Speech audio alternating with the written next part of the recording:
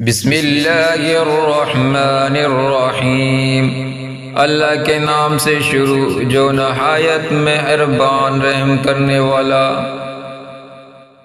اللہ تعالیٰ کو پسند ہے وہ دل جس میں اس کی مخلوق کے لیے درد اور احساس ہو۔ اگر تم اپنی زندگی سنوارنا چاہتے ہو تو قرآن پاک کے لفظ سے رہنمائی لو۔ یقین کرو تمہاری دنیاوی زندگی ہی کیا، رب کائنات تمہاری آخرت بھی سنوار دیں گے۔ سب کچھ کھو دینے کے بعد بھی اللہ سے امید رکھنا، اسے ایمان کہتے ہیں۔ اخلاق وہ موتی ہے جس کی کوئی قیمت نہیں ہوتی، مگر اس سے ہر چیز خریدی جا سکتی ہے۔ جو انسان اپنے نفس کو اللہ تعالیٰ کی عبادت اور اطاعت میں نہیں لگاتا، اس کا نفس بغیر ارادے کے ہی شیطان کی اطاعت میں لگ جاتا ہے، کیونکہ نفس کے لیے لازمی ہے کسی نہ کسی عمل میں مصروف رہنا۔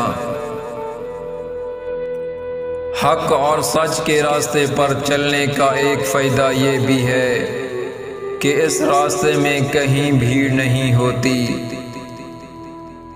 اپنے گھر کی عورتوں کو ایک بات اچھی طرح سکھاؤ کہ بے حیائی کی ٹھنڈک سے پردے کی گرمائش بہتر ہے، اور بیٹوں کو یہ سکھاؤ کہ نظریں جھکا کر رکھیں۔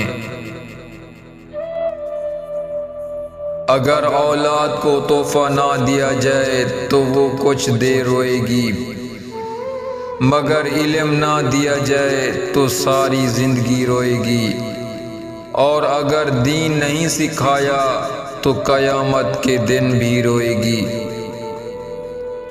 کچھ درد، کچھ لوگ، کچھ وعدے ایسے بھی ہوتے ہیں کہ جو انسان کو ہمیشہ کے لیے خاموش کر دیتے ہیں۔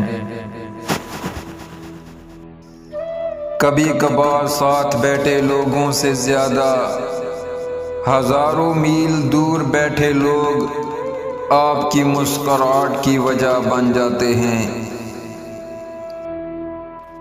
اگر انسان اپنی انگلیوں کا استعمال اپنے ہی غلطیوں کو گننے کے لیے کرے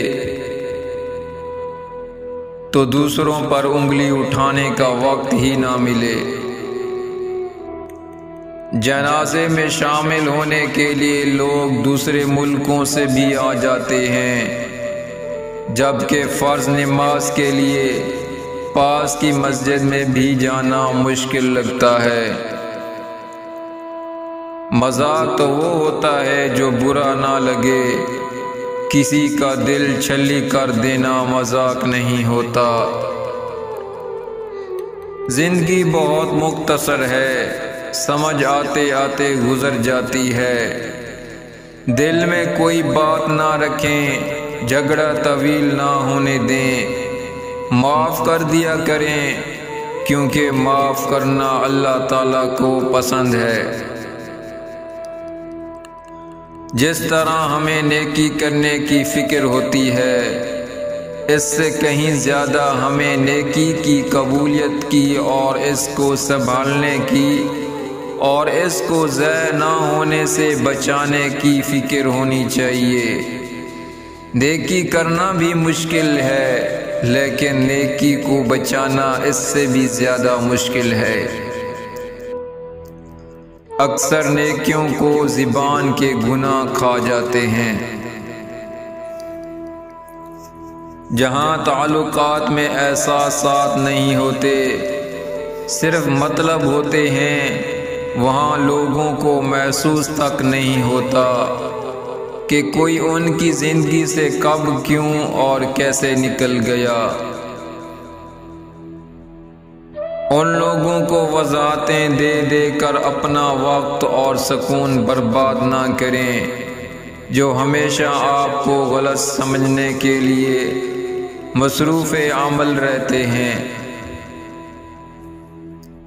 والدین کی جتنی عزت سوشل میڈیا پر کی جاتی ہے، اگر حقیقت میں اس سے آدھی عزت بھی کی جاتی تو کوئی بھی والدین اولاد کی وجہ سے دکھی نہ ہوتے۔